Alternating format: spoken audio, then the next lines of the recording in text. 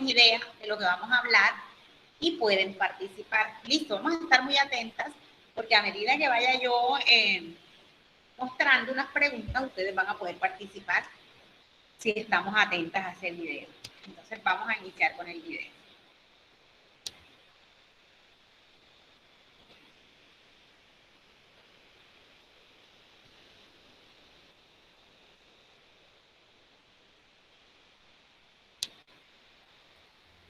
En primera instancia, la Ley 1098 del 2006, en su artículo 204, establece las obligaciones para los gobiernos territoriales en cuanto a las políticas públicas diferenciales y prioritarias de infancia y adolescencia para las acciones que garantizan los derechos de esta población en los planes de desarrollo. El gobierno nacional definirá los limitantes técnicos. La obligación esencial del Estado, la familia y la sociedad con los niños, niñas y adolescentes es asegurar su protección integral, la cual implica desarrollar 4 acciones fundamentales. La primera es el reconocimiento de los niños, niñas y adolescentes como sujetos de derechos.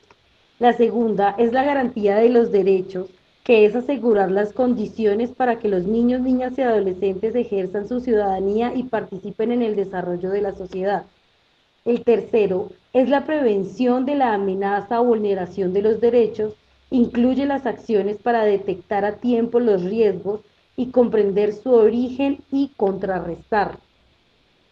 Y el cuarto es el restablecimiento de los derechos vulnerados para restaurar la dignidad, integridad, desarrollo y capacidad de participación en el ejercicio de los derechos de los niños, niñas y adolescentes. La protección integral se garantiza a través de el desarrollo de los niños, niñas y adolescentes para potenciar sus capacidades físicas, cognitivas, afectivas y sociales y de las realizaciones que representan las condiciones de vida y el grado de bienestar que requieren las niñas, niños y adolescentes para alcanzar el desarrollo integral. ¿Qué queremos como país para nuestros niños, niñas y adolescentes? Primero, que cuenten con una familia que le acoja y favorezca su desarrollo integral. Segundo, que gocen del más alto nivel de salud. Tercero, que gocen de un buen estado nutricional. Cuarto, que desarrollen sus capacidades con procesos educativos formales e informales. Quinto, que construyan su identidad en un marco de diversidad. Sexto, que disfruten de oportunidades de desarrollo cultural, deportivo y recreativo. Séptimo, que expresen libremente sentimientos, ideas y opiniones e incidan en todos los asuntos que son de su interés en ámbitos privados y públicos. Y octavo, que realicen prácticas de autoprotección y autocuidado y disfruten de entornos protectores y protegidos frente a situaciones de riesgo. El Sistema Nacional de Bienestar Familiar elaboró una guía para orientar a los territorios en la inclusión de los temas en las políticas públicas. Esto promovió el fortalecimiento de la participación de los consejos de política social, la mesa de infancia y adolescencia, los consejos territoriales de planeación y de las organizaciones sociales y comunitarias. ¿Qué es la política de atención integral a la primera infancia? La política de atención integral a la primera infancia se viene desarrollando a través de la estrategia de Cero a Siempre, liderada por la Comisión Internacional para la Atención Integral a la Primera Infancia, coordinada desde la Presidencia de la República, la cual garantiza que la atención a la primera infancia es una prioridad nacional y por eso se deben asegurar que los derechos de la niñez sean respetados a través de una buena atención que permita el desarrollo infantil. La atención integral a la primera infancia. Para efectos de la organización, la atención integral a la primera infancia, la estrategia de Cero a Siempre, ha destacado 4 entornos sobre los cuales es necesario asegurar que existan las condiciones humanas, materiales y sociales que hagan posible ese desarrollo en el pleno ejercicio de los derechos de acuerdo con el momento del ciclo vital en el que se encuentra. El primero es el hogar, el segundo es el entorno salud, el tercero es el entorno educativo y el cuarto es el espacio público. Con esta bibliografía concluimos nuestro espacio de cuáles son y cuál es la finalidad de las políticas públicas en la atención integral a la primera infancia. Bueno, listo. Entonces les decía que a mí me gusta generalmente empezar con un videíto para que ustedes se contextualicen y sepan cuál es el tema que vamos a tratar. Yo por acá les voy a compartir el tema que vamos a tratar el día de hoy y vuelvo y les digo que me gusta que participen todas, que estén atentas. Entonces, este tema que vamos a dar hoy, bueno, hoy vamos a hablar de varios temas, pero vamos a iniciar con este de las mesas públicas de participación. En la clase pasada nosotros estábamos hablando de que los niños en nuestro país se les permite que participen. Hay varios entornos en los que ellos pueden participar y uno de esos entornos son las mesas públicas de participación, que es una política pública que existe a nivel departamental y a nivel municipal. Para iniciar a hablar de este tema, vamos a empezar con una pregunta. Pues la chica que me quiera colaborar con esta pregunta, abre el micrófono. La pregunta dice, ¿por qué existen políticas públicas orientadas a las niñas, niños y adolescentes? Lo que a ustedes se les ocurra o pueden decir algo de lo que vimos en el video. A ver, ¿quién me quiere colaborar?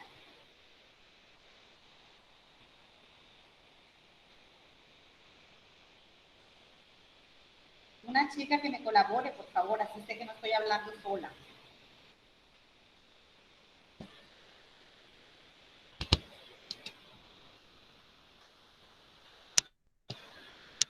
Bueno, ¿están ahí? Alguna responda, porque no sé si fue que se me cayó la llamada, como escucho tanto silencio. Voy a llamar a una entonces. Bexi. Hola, Bexi. Hola, señor. ¿Cómo estás? Bien, gracias.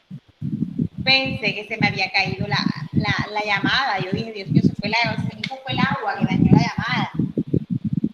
Muchachas, vamos a participar sin miedo. Aquí podemos decir lo que pensemos. Yo creo que hay políticas públicas para los niños porque, yo qué sé, son una sociedad importante, son prevalentes, los niños necesitan mayor atención, mayores cuidados, cualquier cosa que yo aporte.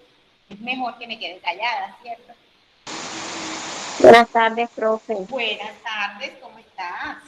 Bien, gracias, profe. Pues yo pienso acá que estas políticas existen porque viene dirigido a la primera infancia a raíz de que como los niños son tan pequeños, pensamos que de pronto ellos no tienen voz ni voto. Yo pienso que estas políticas fueron implementadas a raíz de eso, que a través de las mesas y esas cosas, la voz de los niños pueda ser escuchada, pueda haber más participación en la política por parte de los niños.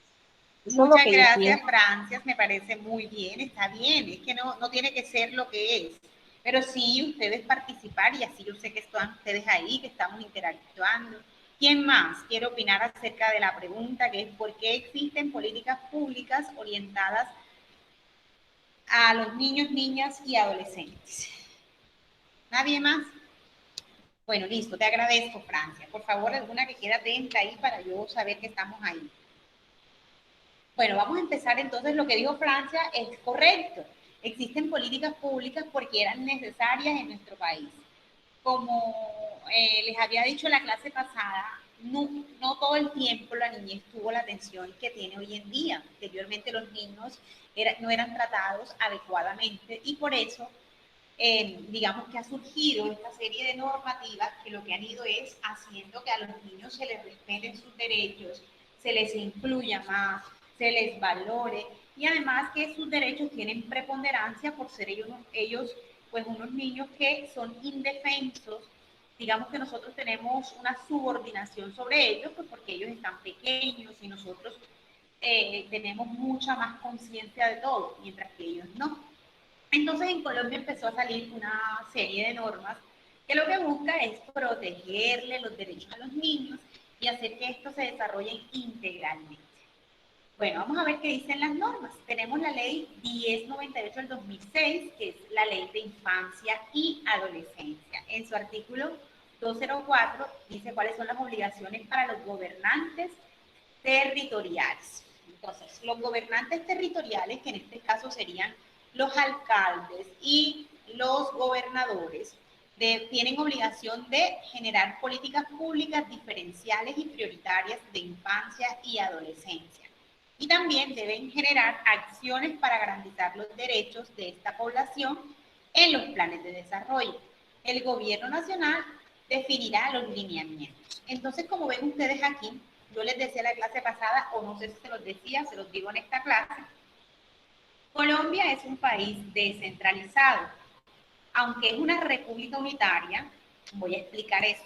¿Qué quiere decir eso de que Colombia es una república unitaria? Pues en Colombia nosotros tenemos una única constitución, que es la Constitución Nacional de 1991. En esta constitución, en su primer artículo, habla del preámbulo. Dice que Colombia es una república unitaria organizada de forma descentralizada. ¿Qué quiere decir eso que es descentralizada? Pues si bien es cierto que somos una república unitaria y que tenemos un único presidente, tenemos una única constitución, que desde el centro se generan muchas políticas para el resto del país, también es cierto que los municipios y los departamentos son descentralizados. ¿Qué es eso? Administrativamente ellos pueden manejar sus recursos, ¿cierto? Y muchos otros asuntos también los manejan desde el municipio y desde la gobernación. Entonces, teniendo en cuenta eso, el gobierno nacional lo que hace es generar lineamientos. Desde el gobierno nacional se generan los lineamientos desde el Ministerio de Educación, desde el Ministerio de Salud y desde todos los ministerios que existen, pero le corresponde ya a los municipios y a los departamentos y a todas las entidades descentralizadas poner en marcha esos lineamientos que fueron, digamos, de alguna forma dados por el gobierno nacional. Pasa lo mismo entonces con las políticas de infancia y adolescencia. Cada municipio, cada gobernación deben encargarse de poner en práctica estas políticas. Y además, pues ellos deben usar la estrategia que ellos consideren necesaria. O pueden hacerlo de la forma en que ellos crean pertinente. Por aquí tengo otra pregunta. Vamos a ver quién me colabora con esta otra pregunta. ¿Qué decisiones de política pública orientan al país para hacer prevalentes los derechos de los niños, niñas y adolescentes? Por ejemplo, nosotros en el día a día, yo sé que muchas de ustedes acá son madres.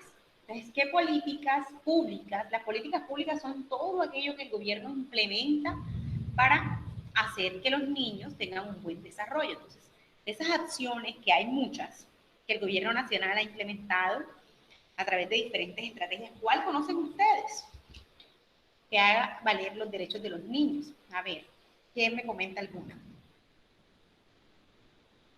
Voy a preguntar entonces, toca preguntar, ajá. Si no me contestan, me toca preguntar. Bueno, vamos a ver qué dicen. Tania Chamorro. Hola, Tania. Hola, profe, buenas tardes. ¿Cómo estás? Bien, gracias a Dios. Profe, no le entendió muy bien la pregunta. Me hace favor y me repite. Listo. ¿Tú eres mamá? Señora. Sí, bueno, tu hija va o tu hijo va a algún centro, no sé, a un CDI, Un CDI. a un CDI, ¿verdad? ¿Qué le brindan ahí en ese CDI? Pero cuando se refiere que le brindan, ¿a qué se refiere, profe? Sí, o sea, le dan educación, le dan alimentación. Sí, claro. Les enseñan, les dan su comida y le enseñan ciertos valores. Todo acompañado desde la casa, como todo debe ser. Bueno, listo, viste, esas son políticas públicas, que es la pregunta que nos están haciendo aquí, que el gobierno ha generado para prevalecer los derechos de los niños niñas y adolescentes. ¿Qué derecho? El derecho a la educación, el derecho a una alimentación, el derecho a un desarrollo integral. Todos esos derechos se prevalecen ahí en ese CDI donde a tu hija le están enseñando lo que son los valores, todo eso que tú me estás diciendo, que le dan comida, que todo eso es buscando el gobierno, buscando el Estado prevalecer en los derechos de los niños, ¿cierto? Entonces sigo por acá explicando. La obligación esencial del Estado, gracias Tania, la obligación esencial del Estado, la familia y la sociedad con los niños. ¿Sí? Disculpe que la interrumpa, por acá hice una encuestica acerca de eso de la política pública y me dicen que hacer valer los derechos de los niños en cuanto a la salud y al buen trato de los padres hacia ellos. Pues se podría decir que también son unas políticas públicas que se pueden dar. Exacto, también esa es una política pública. Esa que nosotros, por ejemplo, todos los colombianos tienen que estar registrados en el SISBEN y tener una EPS que los atienda en cuanto a salud. Eso es una política pública que generó el gobierno nacional. ¿Para qué? Para que todos tengamos atención en salud, para que nadie se quede por fuera, si trabaje o no trabaje, así sea lo que sea. Si yo, por ejemplo, pierdo mi trabajo hoy, no lo permita Dios, yo mañana voy a mi EPS y digo que me pasen al régimen subsidiado, porque ya hoy no tengo trabajo y no tengo con qué pagar mi salud. Entonces el Estado colombiano, dentro de esa política que generó para que todos nosotros estemos ahí incluidos, yo tengo derecho a esa salud, ¿verdad? Todos tenemos derecho a una salud. Así lo dice la Constitución y así se ha ido generando a través de políticas públicas que nos han incluido a todos los colombianos. Muchas gracias a la chica que participó. Entonces, la obligación esencial del Estado, la familia y la sociedad con los niños, niñas y adolescentes es asegurar su protección integral, la cual implica desarrollar 4 acciones fundamentales. Entonces, ¿qué busca el Estado con todas estas políticas públicas de las que estamos hablando? De brindarles educación, de brindarle alimentación, vivienda, salud, todas esas políticas buscan que los niños tengan una protección integral. Y para eso lo hace a través de 4 acciones fundamentales. La primera acción es el reconocimiento de los niños, niñas y adolescentes como sujetos de derecho. ¿Qué es esto? Bueno, reconocer que todos los niños de mi país son sujetos de derecho quiere decir que ellos también tienen todos esos derechos que nuestra Constitución reconoce para todos los ciudadanos colombianos. Como segundo, garantizar o la garantía de los derechos, que es asegurar las condiciones para que los niños, niñas y adolescentes ejerzan su ciudadanía y participen en el desarrollo de la sociedad. La tercera es la prevalencia de la amenaza o la vulneración de los derechos, incluye las acciones para detectar a tiempo los riesgos, comprender su origen y contrarrestarlos. Y por último tenemos el restablecimiento de los derechos vulnerados para restaurar la dignidad integral, desarrollo y la capacidad de participación y ejercicio de los derechos de los niños, niñas y adolescentes. Si ven todo lo que les estaba diciendo, esas políticas públicas van encaminadas todas a restablecer los derechos de los niños, a brindarle una atención integral, a que los niños en nuestro país no les falte nada. ¿Qué quiere decir esto de la protección integral? ¿O cómo se garantiza la protección integral? La protección integral se garantiza a través de el desarrollo integral de los niños y niñas para propiciar sus capacidades físicas, cognitivas, afectivas y sociales. Y las realizaciones que representan las condiciones de vida y el grado de bienestar que requieren las niñas, niños y adolescentes para alcanzar su desarrollo integral. ¿Qué queremos como país para nuestros niños, niñas y adolescentes? A ver, ¿qué es lo que buscamos con todas esas políticas que se han generado a través de los años y que más adelante en otras materias, si no lo han visto, lo van a ver ustedes? Todas esas políticas que se han ido generando, todos esos programas que el gobierno se ha preocupado por incorporar en nuestro país, lo que se quiere es, primero, que los niños, niñas y adolescentes cuenten con una familia que los acoja y favorecen su desarrollo integral. Esto es lo prioritario para el gobierno. Siempre, ojalá todos los niños crecieran en una familia que los acoja y que ahí dentro de esa familia se desarrollen de manera integral. gocen del más alto nivel de salud, que lo estábamos diciendo por aquí, que eso de que todos los colombianos tengamos salud, primordialmente los niños, también es una política pública. Gocen de un buen desarrollo nutricional. ¿Y esto cómo se hace? Yo sé que muchas de las que tienen niños saben que en los primeros años de los niños se les está haciendo un seguimiento, que creo que se llama seguimiento y desarrollo, algo así, donde tienen que ir a las EPS, ahí miran cómo está creciendo el niño y de acuerdo a lo que el niño esté desarrollándose, pues le mandan ciertas cosas para que se siga desarrollando bien o le mandan actividades que lo ayuden a desarrollarse bien. Sí, profe, claro, es crecimiento y desarrollo. Ah, ok, vieron, ustedes saben de eso más que yo, porque ustedes tienen niños. Yo no soy mamá, entonces, pero sí sé que eso se hace y esto fue una política pública que salió para que los niños no les falte absolutamente nada y puedan desarrollarse completamente. Desarrollen sus capacidades con procesos educativos formales e informales. Vean, aquí entonces entran los CDIs, de eso que estábamos hablando, donde los niños van, se educan, ahí desde esa parte impulsan lo que es la parte educativa. Construyan su identidad en un marco de diversidad. ¿Qué quiere decir esto? Pues que los niños son libres de expresarse, de tener sus, ¿cómo les digo? Pues sus inclinaciones, de demostrar qué es lo que le gusta, qué no le gusta. Tenemos que aceptar que pues vivimos en un mundo diverso donde hay personas que no son iguales a mí y eso hay que aceptar. Disfruten de oportunidades de desarrollo cultural, deportivo y recreativo. Expresen libremente sentimientos, ideas y opiniones e incidan en todos los asuntos que son de su interés en ámbito privado y público. Realicen prácticas de autoprotección y autocuidado y disfruten de entornos protectores y protegidos frente a situaciones de riesgo o vulnerabilidad. Esto es lo que se quiere conseguir con los niños en nuestro país.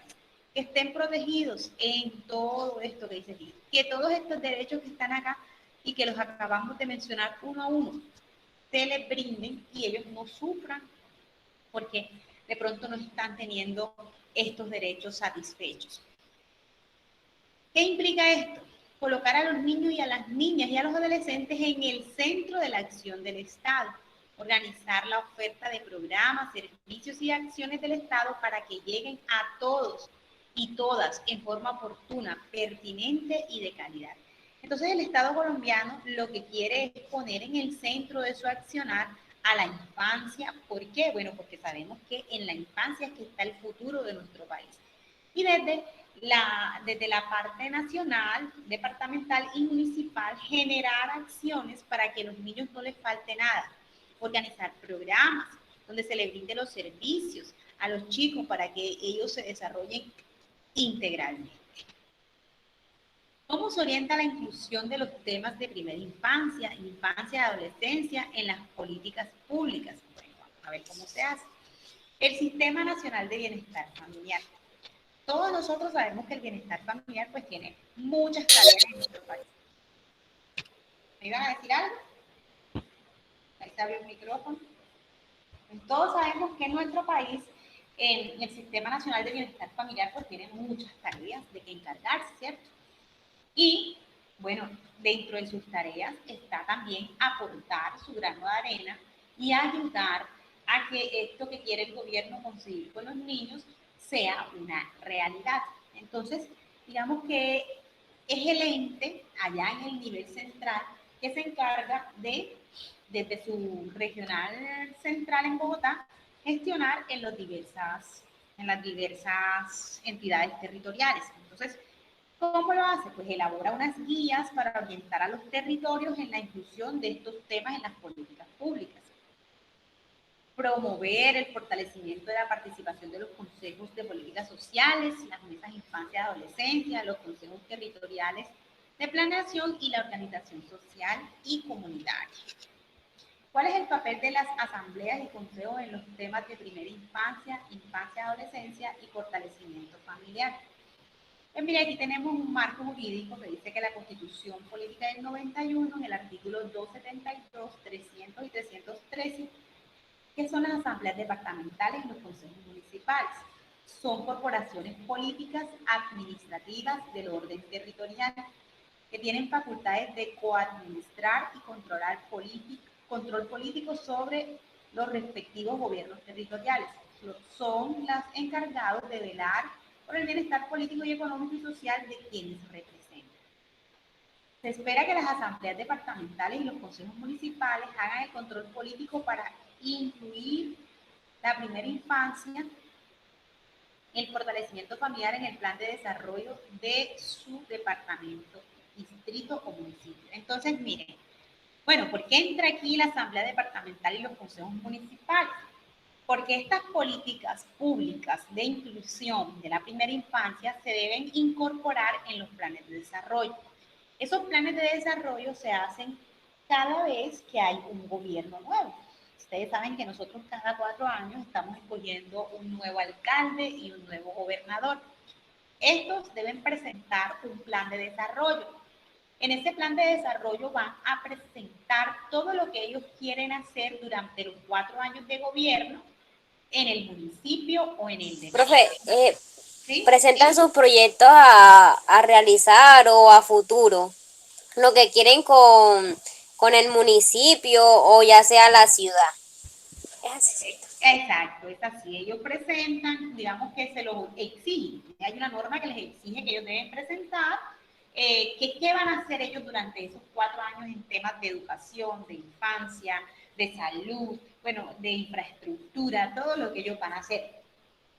Entonces ellos preparan ese plan de desarrollo, se lo presentan en el caso del municipio a los consejos municipal y en el caso de la asamblea, del departamento a la asamblea departamental. Entonces ellos son los encargados, en el municipio los concejales son los encargados de revisar ese plan de desarrollo que están presentando, verificar si tiene todo lo necesario, si es acorde a lo que necesita el municipio, si está incluyendo a toda la población que allí vive, si está, digamos, en función de cumplir las necesidades básicas que tienen los habitantes de ese municipio e igualmente del departamento. Y son ellos los que dicen, bueno, sí, lo aprobamos o no. En realidad no lo aprobamos porque no está de acuerdo a lo que necesitamos en nuestro municipio o nuestro departamento. Listo, entonces la ley 1098 del 2006, que es el Código de Infancia y Adolescencia, como les había dicho, en el artículo 204, las asambleas y los consejos para aprobar el plan de desarrollo e inversión deberán verificar que éste se corresponda con los resultados del diagnóstico realizado. Para esto requerirán al gobernador y al alcalde para que lo den a conocer antes del debate de aprobación del plan de desarrollo. Entonces, antes de hacer estos planes de desarrollo, se hace un estudio y se mira qué es lo que se necesita en el municipio, ¿cierto? Se hace como un diagnóstico, que es mirar en qué condiciones quedó el municipio con la alcaldía y con la gobernación anterior. Y con base en eso, teniendo en cuenta eso, entonces es que se va a hacer el nuevo plan de desarrollo. Entonces, la asamblea y el consejo tienen la obligación de verificar que ese plan de desarrollo, pues sí responde a lo que se encontró en ese diagnóstico.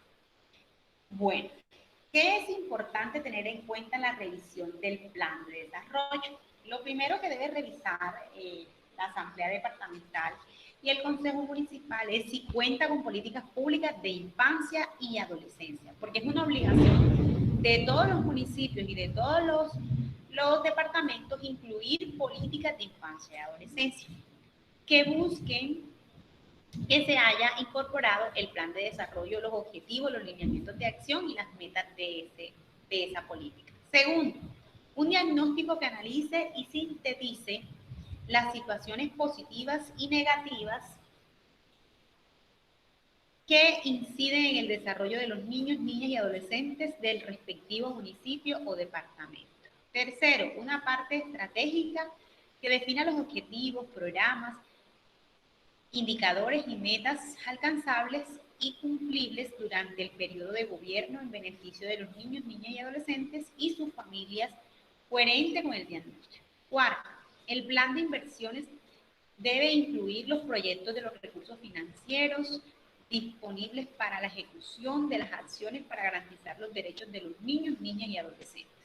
Todo esto es lo que debe incluir un plan de desarrollo. Y como ustedes pueden ver, en los planes de desarrollo entonces, deben estar incorporados los niños, niñas y adolescentes.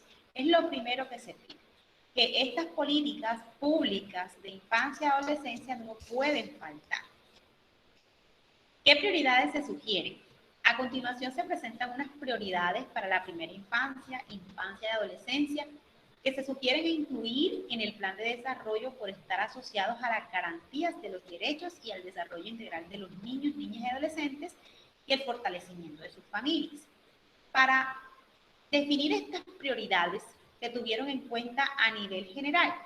Bueno, prioridades del plan. Siempre debe tenerse en cuenta las prioridades del plan de desarrollo del año inmediatamente anterior, compromisos adquiridos por el país a nivel internacional, objetivos de desarrollo sostenible, la circular 202 de 2016, además de unas normativas que el gobierno va generando, programas de gobierno, recomendaciones de las consultas ciudadanas de los niños, niñas y adolescentes. Bueno, primera infancia, ya sabemos todos nosotros que la primera infancia va de 0 a 5 años. A partir del diagnóstico de la situación de derecho, verifique si estos temas son prioridad en el plan de desarrollo, en sus procesos y recursos. Entonces, lo que se debe verificar es si estos temas que vemos acá, que era de los que hablábamos al principio, que son derechos, ¿verdad? Temas asociados a derechos, por ejemplo, la salud es un derecho, la nutrición, la educación inicial. Esto hay que verificar si todos estos temas que vemos aquí acerca de derechos están incluidos en ese plan de desarrollo. Por acá tenemos que la infancia va de 6 a 11 años, ¿cierto? La primera infancia entonces de 0 a 5 años y la infancia de 6 a 11 años. ¿Y qué temas se deben asociar en el plan de desarrollo con respecto a los niños de 6 a 11 años? Pues son salud, nutrición, educación, cultura, recreación y deporte, participación e identidad, ya que estos niños están un poquito más grandes y requieren más cosas. Luego, vemos que se debe incluir de acuerdo a la adolescencia. Y aquí tenemos los temas en derecho que serían salud, nutrición, educación, cultura, recreación y deporte, participación e identidad. Prevención del riesgo o vulneración. También se deben tener en cuenta temas asociados a los derechos como prevención del riesgo o vulneración de los derechos, atención a situación de vulneración de los derechos. Entre estos tenemos prevención del trabajo infantil, que no debe darse en nuestro país. Por acá tenemos violencia sexual, que tampoco debe darse, atención con el conflicto armado. Bueno, todas estas cosas se deben tener en cuenta cuando se va a hacer un plan de desarrollo. Familias, emergencia y vivienda. Temas: familia, cuidado y crianza. Situación: fortalecimiento familiar, por el centro familiar. Bueno, todos estos temas deben entrar también allí en ese plan de desarrollo. Afectaciones y emergencias, vivienda digna, deben hacer parte del plan de desarrollo para proteger a los niños, niñas y adolescentes. Bueno, también hay que tener en cuenta que si un municipio cuenta con población étnica, indígena, afro, raizal o ron, estos niños, niñas deben ser visibles con propuestas para su desarrollo integral con el plan de desarrollo. Los niños habitan en espacios rurales y urbanos, por lo tanto deben hacer propuestas y ofertas para su desarrollo en cada lugar de residencia, especialmente en las zonas y territorios de paz, priorizando los rurales dispersos. Entonces, estos niños que vemos acá, que hacen parte de las comunidades afro, indígenas, raizales, ¿no? Y los niños que viven en las zonas rurales de nuestro país también deben hacer parte de ese plan de desarrollo. También hay que priorizar los recursos destinados a la atención de la niñez, la adolescencia y sus familias en el gasto público social del municipio o departamento. Y hay que planear metas y programas que sean realizables y financiables con los recursos de los que dispone la entidad territorial y los que pueda gestionar, dando prioridad a la inversión social. La administración municipal y departamental deben generar durante su gobierno espacios donde los niños, niñas y adolescentes participen activamente en la toma de decisiones de los demás temas que se les competen e interesan. Estas son las mesas de participación. Se ha sugerido a las administraciones municipales y departamentales fortalecer a las familias de los niños, niñas y adolescentes y generar entornos protectores en cada transcurrir de su vida: hogar, centros de salud, instituciones educativas, espacios públicos y espacio virtual. Bueno, aquí tenemos entonces, digamos que el marco donde los niños o el entorno en el cual los niños se desarrollan, ¿cierto? Los niños se desarrollan en la casa, en el jardín infantil, tienen un proceso que ir a hacer a los hospitales y centros de salud, ese es el momento en que van a realizarse las vacunaciones. También tienen espacios en los parques, uso del tiempo libre y una parte virtual que aparece acá. Bueno, entonces digamos que hasta aquí les iba a hablar acerca de este tema de la inclusión de la primera infancia en los planes de desarrollo municipales y departamentales. ¿Hay algo que aportar respecto a eso? ¿Tenían conocimiento de que en los planes de desarrollo municipales y departamentales se incluía a la primera infancia? ¿Nadie? ¿Conocemos la ley? ¿Sí? Sí, ha escuchado. Lo que pasa es que a veces uno como que no le toma en cuenta tanto esos temas, sino que a veces lo escucha, a veces por escucharlo, pero no los incluye. Bueno, eso es para que sepan que de pronto la primera infancia no es arbitraria, cómo es esto que llegó aquí, porque a veces nosotros pensamos que no, que eso pues que por arbitrariedad se hizo y que lo pusieron ahí. No, todo está normativamente regulado, tiene un marco jurídico que lo respalda y no es porque ellos lo quieran o no lo quieran hacer, sino que obligatoriamente tienen que hacerlo porque son políticas públicas. A veces nosotros nos dejamos que no, pues que no lo quieren hacer o no lo hacen y tal, y con eso nos conformamos. Nosotros como ciudadanía debemos exigir que lo hagan, porque es que no es porque quieran o no quieran, sino que existe un marco jurídico que dice que es su obligación hacerlo. A veces nosotros por desconocimiento de las normas, de todos estos procedimientos, pensamos que es que nos los van a regalar o que ellos nos tienen que dar algo. No, es obligación de ellos hacerlo. Uno, porque nosotros los colocamos ahí como gobernantes. Nadie más los escogió, los escogimos nosotros, los escogió el pueblo y ellos deben responder a lo que el pueblo necesita y quiere. Y dos, porque eso está ya reglamentado jurídicamente. No es un invento, no es nada de eso.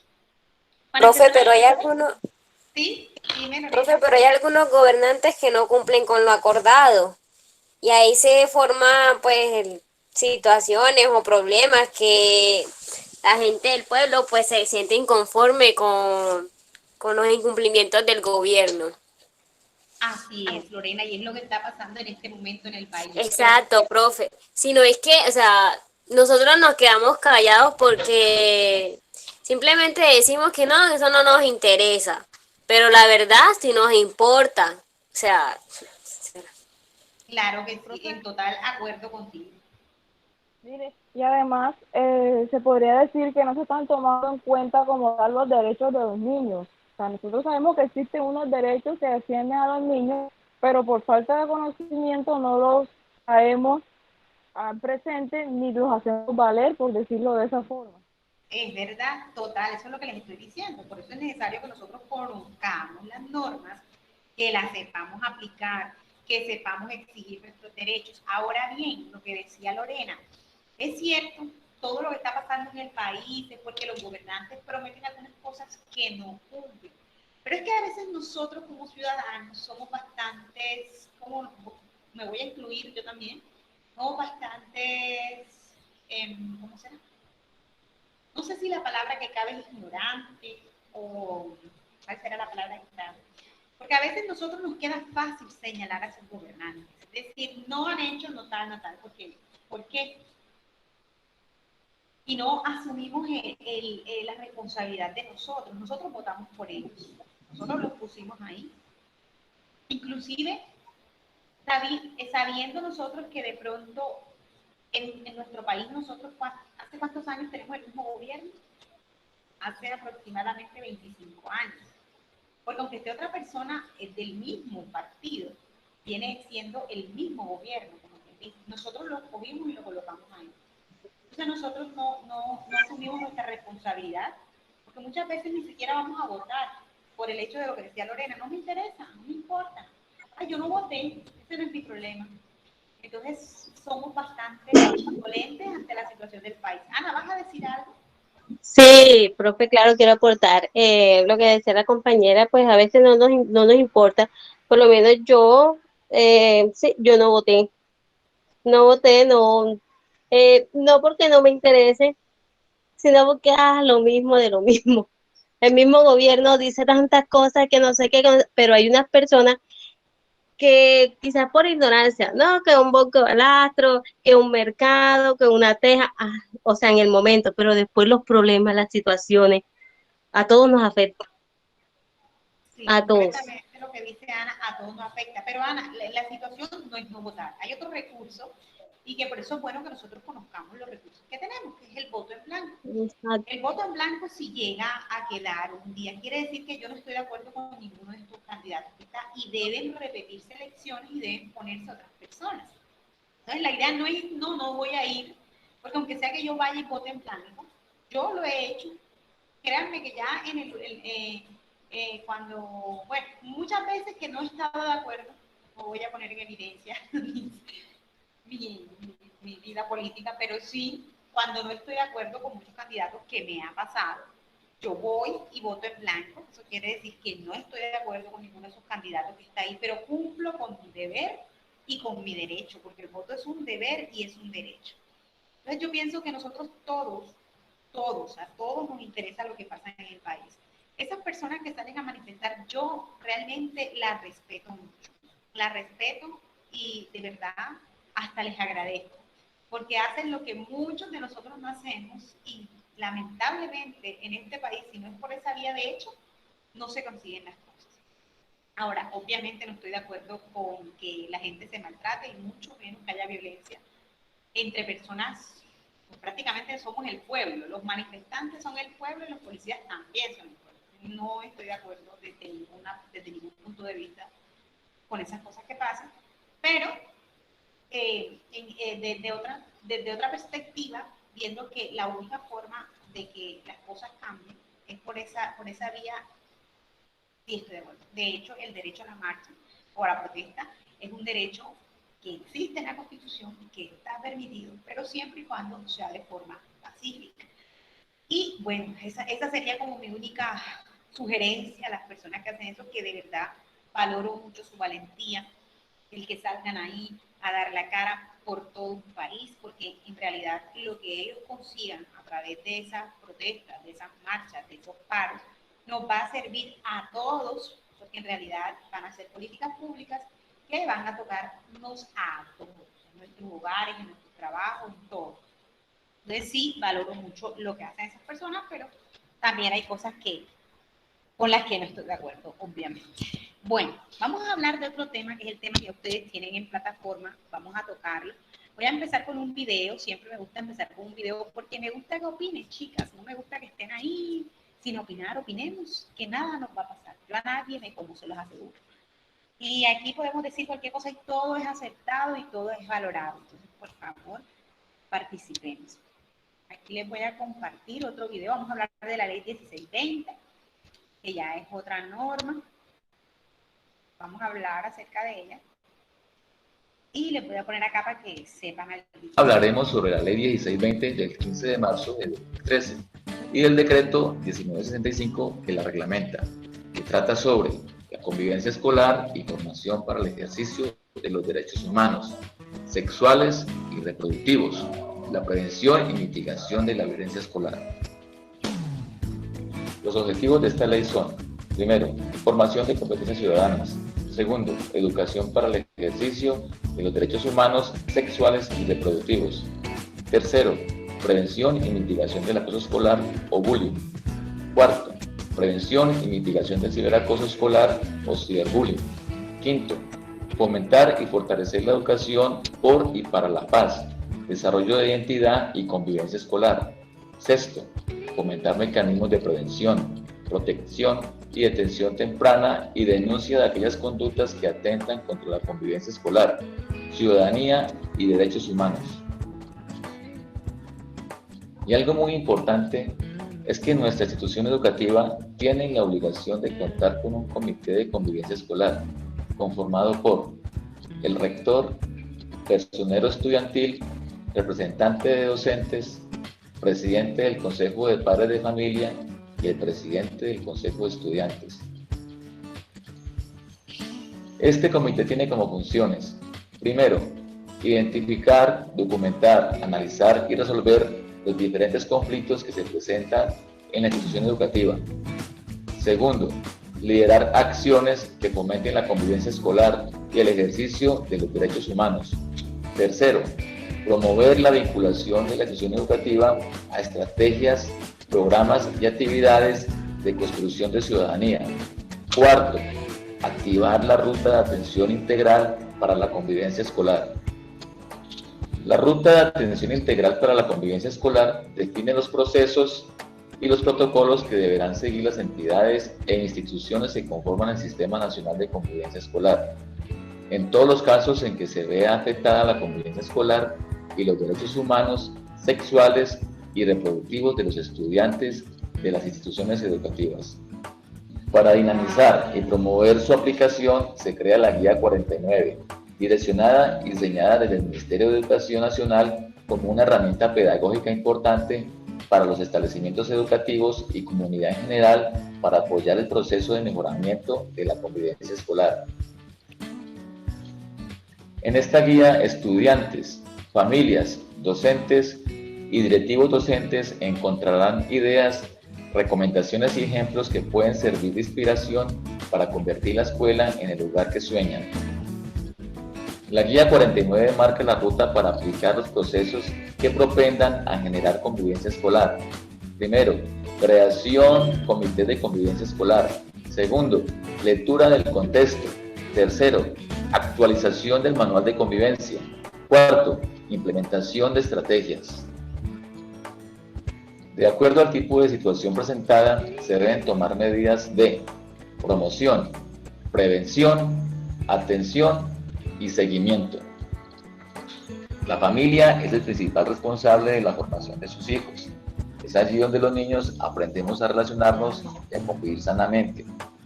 Y a la escuela le corresponde complementar esos valores sociales a partir de la enseñanza, práctica y promoción de distintas actividades que promuevan el ejercicio de la sana convivencia. A través de diferentes estrategias, una parte de ellas las plantea la Guía 49 del Ministerio de Educación Nacional. El acoso escolar es un asunto que se debe atender con prontitud. Existen señales de alerta que indican cuando los estudiantes están siendo acosados por otros compañeros y aún mejor, hay formas de prevenir que esto suceda, promoviendo escuelas en paz y democráticas. Existen caminos que nos llevan a mejorar la convivencia y ser personas socialmente felices y construir una mejor sociedad.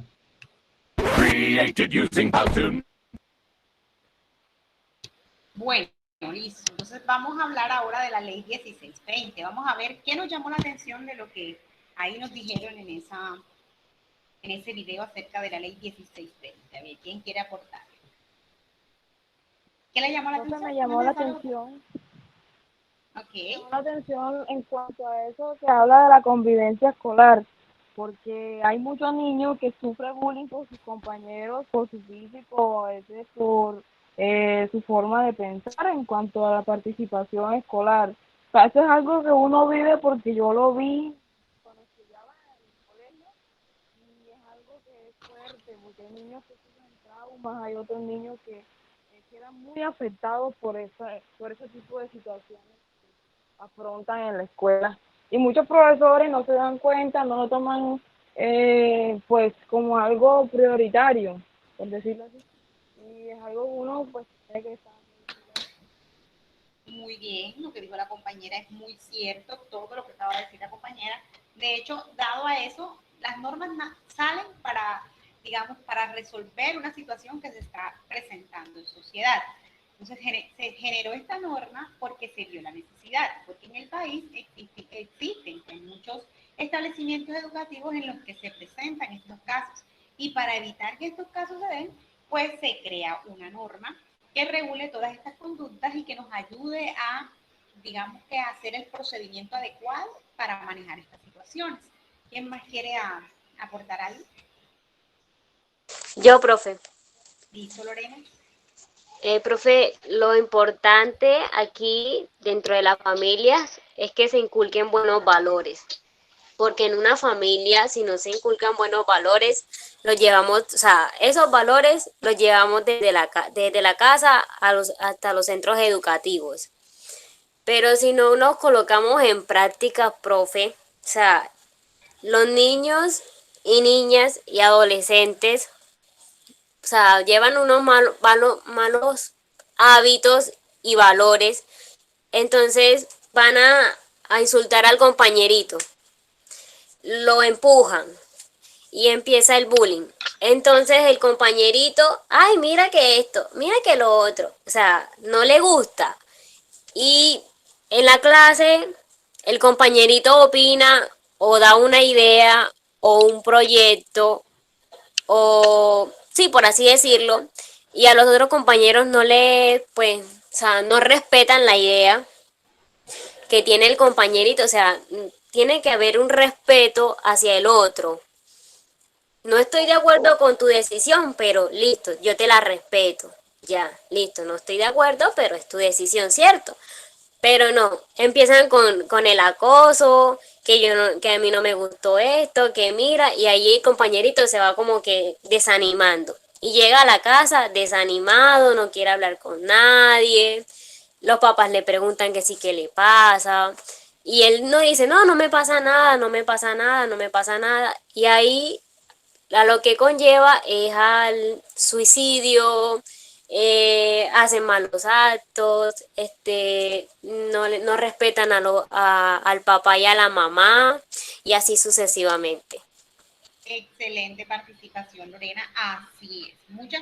Yo también pienso lo mismo, que muchas de esas conductas que yo inapropiadamente muestro en el colegio es porque lamentablemente muchas veces la veo en mi hogar. Hay casos atípicos en los que no es así, pero hay otras situaciones en las que sí es así. Lamentablemente, a veces no levantamos a nuestros hijos con los valores necesarios y pasa lo que está diciendo la compañera Lorena, que de pronto mi hijo se vuelve esa persona que es la que acosa a su compañerito, o de pronto mi hijo no es tan fuerte para resistir esos acosos, ese acoso escolar, porque muchas veces hay personas, sí, puede pasar, pero le da igual, no le presta atención, porque yo de pronto he levantado con unos valores tan sólidos y tan fuertes a mi hijo que le afectan lo más mínimo, que no le presta atención. Entonces también sí tiene mucho que ver con eso. Pero lamentablemente, como lo dijo Lorena, hay chicos que llegan al suicidio, que más adelante vamos a ver un caso que fue muy sonado en Colombia y que fue un caso que hizo que en la mayoría de los establecimientos educativos se replantearan los manuales de convivencia. Entonces, hay que ser muy cuidadoso. Otra parte que tocaba la compañera que habló anteriormente es que muchas veces nosotros como docentes, y aquí también les quiero hacer un llamado a ustedes que van a ser futuras docentes o que van a estar en el rol educativo, tenemos que prestarle mucha atención a todas las situaciones que pasan en el colegio, porque es cierto, a veces a nosotros como docentes se nos pasan situaciones inadvertidas, en las que si de pronto nosotros hubiésemos estado ahí atentos, si nosotros hubiésemos estado vigilantes, no hubiese pasado esa situación. Entonces es importante que nosotros también nos comprometamos y estemos ahí 100% dando lo mejor de nosotros. Por eso esta es una carrera de vocación. No es porque me toque, no es porque es mi obligación, sino porque a mí me hace feliz proteger a esos niños. Recuerden que nosotros trabajamos con capital humano. Somos la única empresa, por decirlo de alguna manera, que nuestro producto, nuestra materia prima es capital humano. Una materia prima que es muy fácil de herir, muy fácil de quebrantar. Entonces, nosotros nos corresponde cuidar más que a nadie ese capital humano que tenemos en nuestras manos y que los papás nos los entregan confiados en que nosotros vamos a hacer un buen trabajo, que vamos a estar todo el tiempo velando por la prevalencia de los derechos de ese niño y porque no le falte nada, ¿cierto? Bueno, mis niñas, entonces vamos a hablar de la ley de convivencia escolar y vamos a empezar viendo cómo llegamos a esta ley, ¿verdad? cómo se hizo para llegar a esta norma. Entonces vamos a ver, una educación de calidad es aquella que forma mejores seres humanos, ciudadanos con valores éticos, respetuosos de lo público, que ejercen los derechos humanos y la convivencia en paz. Una educación que genere oportunidades legítimas de progreso y prosperidad para ellos y para el país. Una educación competitiva que contribuye a cerrar brechas de inequidad, centrada en la institución educativa y en la que participa toda la sociedad. Entonces, eso es lo que queremos en nuestro país, una educación así, una educación que sea igual para todos. No es porque yo estoy en un colegio privado y el otro está en un colegio público, es diferente, no. Queremos una educación que sea igual para todos, con igualdad de oportunidades, en la que se viva en paz, en la que se den todos los derechos humanos, una educación competitiva para todos y que sea igual para todos, ¿cierto?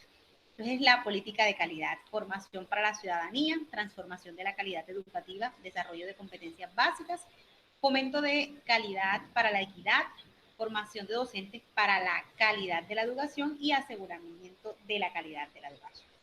Las que están acá en este programa, que muy seguramente les gusta, por eso están aquí, sabemos que, por ejemplo, nosotros los docentes hay una cosa que nos caracteriza y es que jamás en la vida podemos dejar de estudiar. Los docentes toda la vida debemos estar actualizándonos. ¿Por qué? Para brindar el mejor servicio a todos nuestros estudiantes. Tenemos que estar permanentemente capacitándonos, formándonos y de esta manera vamos a brindar una educación de calidad, que es lo que quiere el país. Formar para la ciudadanía supone que los niños, niñas y jóvenes cuenten con capacidades para. Esta ley también trata en formación ciudadana. Esta ley toca varios puntos. Uno de los puntos que toca es la formación ciudadana. ¿Y con qué tiene que ver la formación ciudadana? Precisamente con eso que estamos hablando. Eso de ir a votar porque no me pagaron, porque no me llevaron, sino que yo sé que ese es un deber y un derecho que tengo. Es parte de la formación ciudadana. Cuando yo soy un ciudadano que estoy bien formado, que soy patriota, que amo a mi nación, que amo a mi país, me intereso por cada uno de los asuntos que en él pasan. Y un asunto de gran prevalencia en el país justamente son las elecciones, porque nos gusta o no, de eso dependen muchas cosas. De eso depende el salario que voy a tener, cuánto va a aumentar, de eso depende cuánto va a aumentar el IVA, de eso depende las pensiones, porque de allí, de ese gobierno, de esas personas que voy a elegir, van a salir las leyes, van a salir los aumentos de salario, de ahí va a salir todo. Entonces, me guste o no, eso que de pronto digo, ay, no voy a votar porque son iguales todos y tal, va a afectar mi desarrollo como persona y como ciudadano. Entonces yo tengo que pellizcarme y saber que cuando yo no voy a votar, no soy un buen ciudadano, porque no estoy aportando a la ciudadanía de mi país.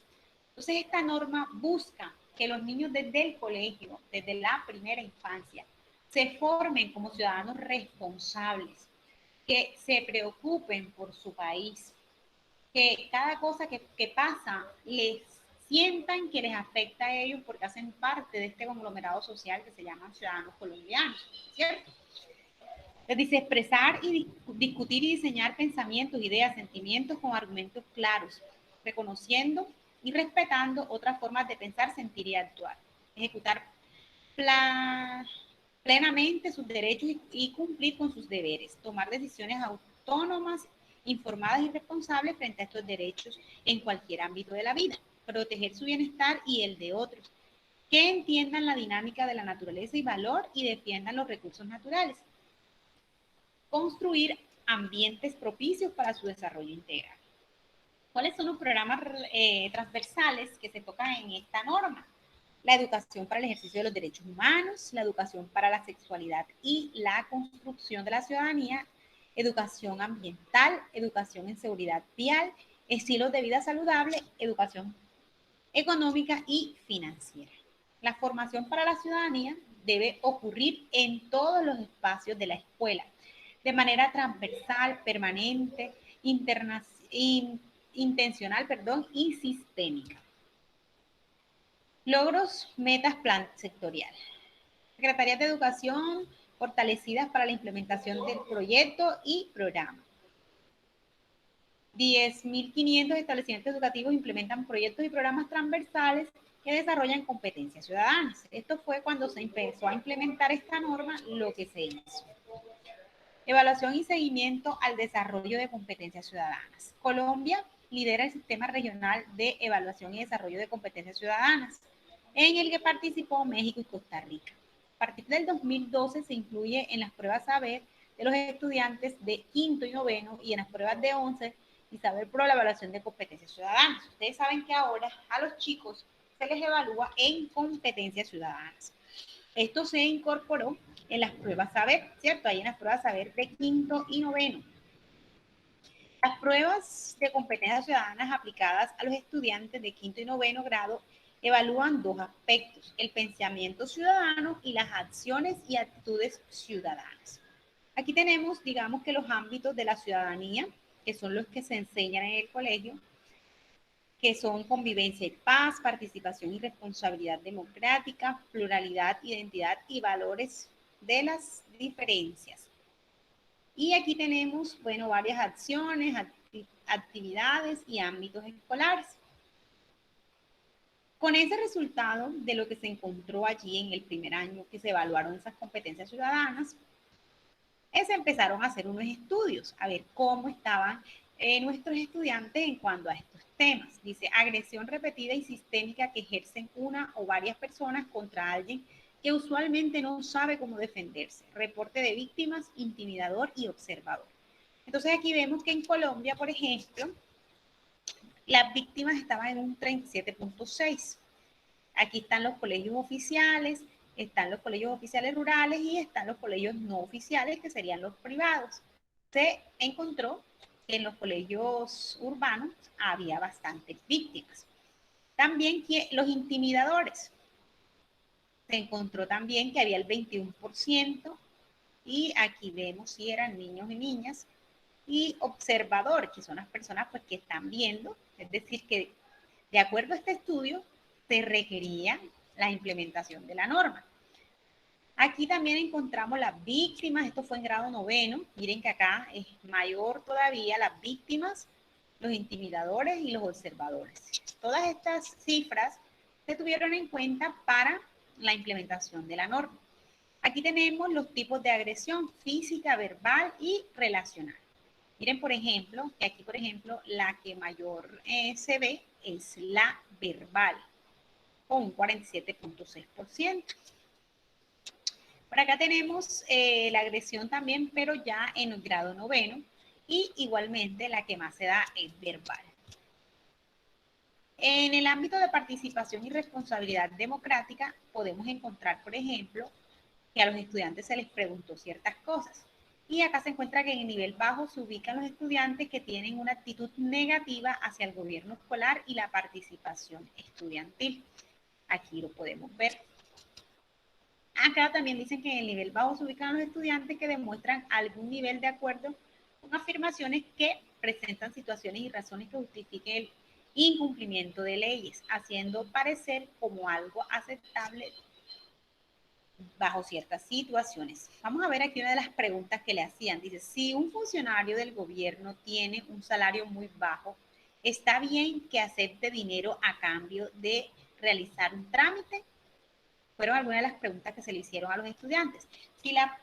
Si las propuestas de un candidato son buenas, ¿está bien que ofrezca regalos a cambio de que voten por él? Si uno necesita un documento con mucha urgencia, ¿está bien darle dinero a un empleado público para conseguirlo rápidamente? Entonces, afortunadamente vemos que los estudiantes, la mayoría, votó en contra, pero mire que un gran número votó a favor de esto que está acá, que es corrupción total, que es lo que vemos hoy en nuestro país y que creo que es lo que está la mayoría de la población cansada de ver en este país. Acá dice que el nivel bajo se ubican los estudiantes que demuestran algún nivel de acuerdo con afirmaciones que presentan situaciones y razones que justifiquen la corrupción. Ve aquí abajo está en el azul. En el ámbito de pluralidad, identidad y valores de las diferencias. Preguntas que se le hacían a los estudiantes. ¿Cuántos de tus compañeros rechazan a otras personas por su aspecto físico? Por ejemplo, por llevar gafas o por ser muy delgado. ¿Cuántos de tus compañeros rechazan a otras personas por su color de piel? ¿Cuántos de tus compañeros rechazan a otras personas por parecer poco inteligentes? Y el nivel bajo, que sería el azul, se ubican los estudiantes que afirman que sus compañeros discriminan a otros. Vean que aquí se muestra también bastante elevado los porcentajes que se hacía necesario generar esa norma. Aporte de las pruebas para el desarrollo de la ruta de atención. Entonces, con estas pruebas se desarrolló esta ruta de atención, que era promoción, prevención, atención y seguimiento. Con un insumo para la lectura de texto en el establecimiento educativo, brindar información que permita orientar el desarrollo de los componentes de la promoción y prevención, orientar el mejoramiento de estrategias que promuevan estructura de ambientes democráticos de aprendizaje, orientar el diseño de estrategias intersectoriales que permitan el desarrollo cotidiano de las competencias ciudadanas. Sistema Nacional de Convivencia Escolar. Entonces, con todo eso que encontraron en las pruebas saber que se le hicieron a todos los estudiantes de colegios colombianos, se creó este Sistema Nacional de Convivencia Escolar, que es la Ley 1620 del 2013, por el cual se crea el Sistema Nacional de Convivencia Escolar y formación para el ejercicio de los derechos humanos, la educación para la sexualidad y la prevención y mitigación de la violencia. Entonces, miren que con esta ley se tocan varios aspectos, entre ellos la convivencia escolar, se toca la formación en derechos humanos, en la sexualidad, la mitigación y prevención de la violencia escolar. ¿Cuál es el objetivo de esta ley? Contribuir a la formación de ciudadanos activos que aporten a la construcción de una sociedad democrática, participativa, pluralista e intercultural. Entonces, lo que se busca es que formemos ciudadanos activos. ¿Qué quiere decir esto? Que participen en las decisiones de nuestro país, que contribuyan y que aporten a una sociedad democrática, participativa y pluralista. Esta ley empezó a darse primero en una fase 1, que fue en abril 2 de junio 15 del 2013. La fase 2 empezó de julio 15 a agosto 5 del 2013. La fase 3 empezó en septiembre de 2013 a julio de 2014 y la fase 4 que empezó el 11 de septiembre de 2013 en la Semana de la Paz. Por acá tenemos un protocolo, ruta de atención de la convivencia escolar, cómo se debía hacer la ruta de atención. Lo primero era medir de manera pedagógica con los procesos. Bueno, aquí tenemos, ya sabemos que los 4 ámbitos son la protección, la promoción, la prevención, la atención y el seguimiento. Y ya como vimos en el video, vuelvo a recordarles que el Ministerio de Educación Nacional generó para todos los colegios del país unas guías, en las que en esas guías les decían a los colegios cómo debían implementar esta nueva norma. La guía 48, que es la ruta de gestión para alianzas en el desarrollo de competencias ciudadanas, y la guía 49, guías pedagógicas para la convivencia escolar, ley 1620 del 2003. ¿Qué estructuras tienen estas guías? Analiza alianza para el desarrollo de competencias ciudadanas, manual de convivencia, que harían que revisar todos los manuales de convivencia, ruta de atención integral para la convivencia escolar. ¿Qué puedo hacer para fortalecer la convivencia escolar? Convivencia y derechos sexuales y reproductivos en la escuela. Con el manual de convivencia, pues hay que hacer una modificación, hay que mirar si esos manuales de convivencia estaban ajustados a la Constitución o no, y en caso de no ser así, pues hacer una revisión, definición de convivencia, manual de convivencia, protocolos actualizados del manual de convivencia, ejercicios participativos de acontecimientos pedagógicos y glosarios. Ruta de atención, ¿qué es? 4 componentes: promoción, prevención, atención y seguimiento. Definición de la ruta, cuáles son las actividades, qué se necesita, cómo se hace, cómo participa la comunidad educativa. ¿Qué puedo hacer para fortalecer la convivencia escolar? Estudiantes, que pueden hacer los padres de familia, que pueden hacer los docentes y que pueden hacer los directivos docentes, que todos ellos hacen parte de la comunidad educativa. Responsabilidad dentro y fuera de la escuela, fortalecimiento de la convivencia escolar. Convivencia de derechos sexuales y reproductivos en la escuela. ¿Cómo se entienden los derechos humanos sexuales y reproductivos en el contexto de la convivencia escolar? ¿Qué conceptos básicos son necesarios para comprender las situaciones de vulneración de los derechos sexuales y reproductivos? ¿Qué hacer frente a la vulneración de los derechos sexuales y reproductivos en un contexto? Gracias. Bueno, entonces de esta manera se llegó hasta esta norma que hoy tenemos en todos los colegios de nuestro país. Hoy en todos los colegios de nuestro país existe esta norma y de esta manera se llegó a eso. Se tuvo en cuenta esas pruebas que se hacen en todos los colegios para determinar qué hacía falta en los colegios y cómo era la perspectiva de los estudiantes de acuerdo a las convivencias ciudadanas, de acuerdo a la vida sexual, de acuerdo a los derechos humanos y teniendo en cuenta esa respuesta de acuerdo al bullying, se hizo esta norma, que en sí hoy no tratamos la norma, sino que la vamos a tratar la próxima clase.